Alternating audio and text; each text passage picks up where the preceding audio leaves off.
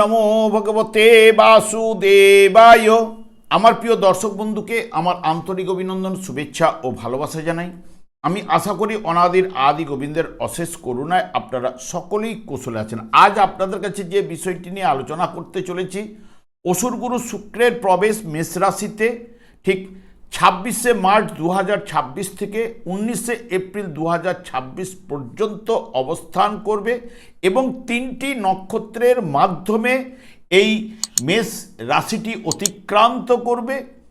তাই মিথুন রাশি বা মিথুন লগ্নের জাতক জাতিকারা আপনারা কেমন ফল পেতে চলেছেন তা আমি আচার্য কমল শাস্ত্রী আপনাদের কাছে এই ভিডিওতে বিস্তারিতভাবে আলোচনা করব। ধৈর্য সহকারে আপনারা ভিডিওটি দেখবেন। এমনিতেই মিথুন রাশির জাতক জাতিকাদের ক্ষেত্রে শুক্র শুভকারক গ্রহ এবং শুক্র নির্দেশ করে প্রেম, প্রীতি, ভালোবাসা এবং বিলাসিতা, অর্থ, সৌন্দর্য, বিবাহ, ইহলোকের যাবতীয় সুখ এবং শৌখিনতা, সুমিষ্ট ব্যবহার এবং যানবাহন, আরামপ্রিয়তা, শিল্পকলা, ভালোবাসা, ইন্দ্রিয় সুখের প্রতি তীব্র আগ্রহ ইত্যাদি ইত্যাদি কিন্তু শুক্র নির্দেশ করে থাকে। শুক্র ঠিক অশ্বিনী নক্ষত্রে 26শে মার্চ থেকে 5ই এপ্রিল পর্যন্ত অবস্থান করবে, যা রাশিচক্রের দ্বিতীয় এবং সপ্তম পতি হওয়ার কারণে এখানে পত্নী হলে স্ত্রী, স্ত্রী হলে পত্নী দেখতে সুশ্রী হবে এবং নিজের আয়ত্তে রাখার চেষ্টা করবে। তার ফলে উভয়ের মধ্যে মতান্তর কিছু না কিছু ঘটবে। ব্যবসার প্রতি ইচ্ছা থাকবে এবং দ্বিতীয় ভাবের অধিপতি রাশিচক্রে হওয়ার জন্য কথাবার্তার মধ্যে একটা মেজাজ ও খাদ্যের প্রতি আকর্ষণ থাকবে। যেহেতু মঙ্গলের ঘরে কেতুর নক্ষত্রে এই শুক্রের অবস্থান, সামান্য কারণেই দেখবেন ভাই বোন এর সঙ্গে মতান্তর কিছু না কিছু ঘটবার সম্ভাবনা। যখন ভরণী নক্ষত্রে অর্থাৎ নিজের নক্ষত্রে যখন শুক্র প্রবেশ করবে ঠিক 6 এপ্রিল থেকে 16 এপ্রিল পর্যন্ত জাতক জাতিকাদের মধ্যে দেখবেন তখন শৌখিনতা কিন্তু বাড়বে এবং খাবার দাবারের প্রতি একটু আকর্ষণ বাড়বে। স্বামী বা পত্নী দেখতে সুন্দর হবে, ব্যবসায় উন্নতি করবে, বাহন যোগ সৃষ্টি করবে, কিভাবে আয় বাড়ানো যায় তা সব সময় চিন্তা করবে এবং পারিবারিক আনন্দ লাভ, সাংসারিক জীবনে দক্ষতা ও স্ত্রীকে মর্যাদাও কিন্তু দেবে। ঠিক কৃত্তিকা নক্ষত্রে যখন রবির নক্ষত্রে প্রবেশ করবে 17 এপ্রিল থেকে 19শে এপ্রিল, জাতক জাতিকাদের মধ্যে খেলাধুলা, গান বাজনা, শিল্পের প্রতি আকর্ষণ থাকবে। কারণ রবি যেহেতু সিংহ রাশির অধিপতি গ্রহ, রাশিচক্রে যেহেতু পঞ্চম ভাবের অধিপতি গ্রহ, কথাবার্তার মধ্যে বলিষ্ঠ ভাব, প্রেমের পূজারী হবে এবং সাহসিকতার সঙ্গে প্রণয় কিন্তু করবে এবং শৌখিন জাতীয় ব্যবসা থেকে আয় কিন্তু করবে এবং চাকরিতে শুভ যোগ এবং সুনাম অর্জন কিন্তু ঘটবেই। বর্তমানে দেখুন, যেহেতু মিথুন রাশি বা মিথুন লগ্নের জাতক জাতিকাদের ক্ষেত্রে শুক্র যেহেতু একাদশভাবে অবস্থান করলেও আপনাদের ক্ষেত্রে পঞ্চম ভাবের অধিপতি গ্রহ এবং দ্বাদশ ভাবের অধিপতি গ্রহ যেহেতু একাদশভাবে অবস্থান করবে এবং পঞ্চম ভাবের উপরেই সেই শুক্রের দৃষ্টি থাকবে, যার নিজের গৃহের উপরে।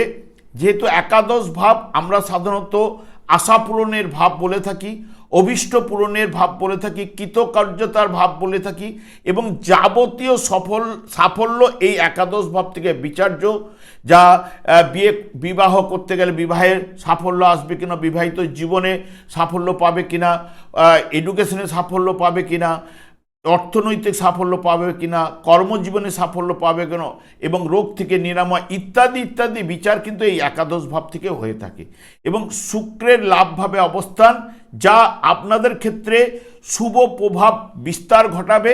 কারণ যেহেতু মিথুন রাশি জাতক জাতিকাদের ক্ষেত্রে শুক্র শুভকারক গ্রহ এবং কর্মক্ষেত্রে নতুন দায়িত্ব বা নতুন কোনো চুক্তির মাধ্যমে সাফল্য হওয়ার সম্ভাবনা বা সুযোগ তৈরি করবে। ব্যবসায়ীরা তাদের বুদ্ধিকে কাজে লাগিয়ে বড় ধরনের আর্থিক লাভের সম্ভাবনা কিন্তু নিয়ে আসতে পারে এবং এই শুক্রের গোচরে আর্থিক পরিস্থিতি আপনার মজবুত হবার সম্ভাবনা এবং আপনার আয়ের উৎস আপনি খুঁজে পেতে পারেন। আগে থেকে পুরনো কোনো যদি বিনিয়োগ আপনার থেকে থাকে সেখান থেকে ভালো রিটার্ন, অত্যন্ত শুভ ফল কিন্তু উঠে আসবেই। দীর্ঘদিনের কোনো ইচ্ছা পূরণ করতে শুক্র আপনাকে সাহায্য করবে এবং আপনাদের শুভকারক গ্রহ এবং আপনি সামাজিক পরিচিতি আপনার বাড়বে বা বাড়াবার সাহায্য কিন্তু করবে এবং যারা বিশেষ করে ক্রিয়েটিভ লাইনে দক্ষতাও কিন্তু বাড়িয়ে তুলবে এবং ব্যক্তিগত জীবনে আনন্দ প্রদান, বিলাসিতাকে বাড়িয়ে তুলবে। শুক্র প্রেমের কারক গ্রহ, তাই মেষ রাশিটি অগ্নি রাশি হবার জন্য একটু আবেগপ্রবণ ও জেদি করে তুলবে। তাই গুরুত্বপূর্ণ সিদ্ধান্ত নেওয়ার ক্ষেত্রে আপনাকে কিন্তু সংযম রাখা কিন্তু আপনার উচিত।